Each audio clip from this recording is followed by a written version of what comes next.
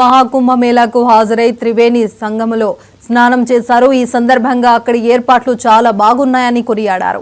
కోట్లాది మంది ఇక్కడ స్నానాలు చేస్తున్నారని ఏర్పాటుకు ఎటువంటి లోటు లేదని చెప్పారు. స్నానం చేస్తే భోజనం వస్తుందా అంటూ కాంగ్రెస్ అధ్యక్షుడు ఖర్గే చేసిన వ్యాఖ్యల్ని ఖండిస్తున్నారని అన్నారు.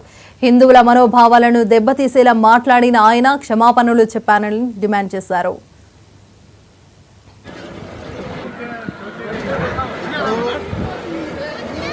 అంటే 144 ఇయర్స్ తర్వాత ఇట్లాంటి పవిత్రమైన దినం వచ్చింది. నెక్స్ట్ ఇదే మహాకుంభ ఎప్పుడు వస్తుందంటే 144 ఇయర్స్ తర్వాత. చాలా మంది వేరే వేరే విధంగా కామెంట్లు చేస్తున్నారు.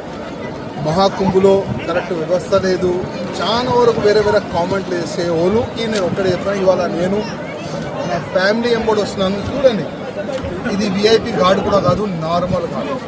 అంటే నార్మల్ ప్రజలు ఎక్కడ స్నానం చేస్తారు అదే ప్లేస్లో నేను ఇవాళ చాలా మంచి వ్యవస్థ యోగి ఆదిత్యనాథ్ గారు ఉత్తరప్రదేశ్ ముఖ్యమంత్రి గారు చేసినారు.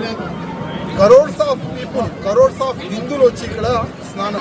ప్రతి దాంట్లో రాజకీయం అంటే జనాలు అంటారు, అరే ఈ చేత కానీ కాంగ్రెస్ వాళ్ళు వేరే సబ్జెక్ట్ లేదు, ఈ మహాకుంభ పైన వీళ్ళు కామెంట్ చేస్తున్నారని కాంగ్రెస్ వాళ్ళ పైన నవ్వుతున్నారు. అదేవిధంగా కాంగ్రెస్ పార్టీకి ఎట్లాంటి ప్రెసిడెంట్ వచ్చిండు, బుద్ధి లేని ప్రెసిడెంట్ వచ్చిందని కూడా జనాలు నవ్వుతున్నారు. ఖర్గే గారు, మీరు స్నానం చేస్తారా లేదా తెలియదు, రాహుల్ గాంధీ స్నానం చేస్తారా తెలియదు, సోనియా గాంధీ ఇక్కడ వచ్చి స్నానం చేస్తారా అది కూడా తెలియదు. కానీ హిందూ మనోభావాలకి దెబ్బతీసేటువంటి మాటలు చెప్పకండి. లేకపోతే వచ్చే సమయంలో ఎక్కడైనా రాజకీయం జరిగితే, ఎక్కడైనా ఎలక్షన్ జరిగితే కాంగ్రెస్ ముక్త్ ఆల్రెడీ భారత్ అయిపోయింది, ఎక్కడ కూడా ఉండదు కాంగ్రెస్ గవర్నమెంట్. అది మీరు ఒక్క మాట యాద్ పెట్టుకోండి. అదేవిధంగా ఖర్గే గారు, మీరు చెప్పిన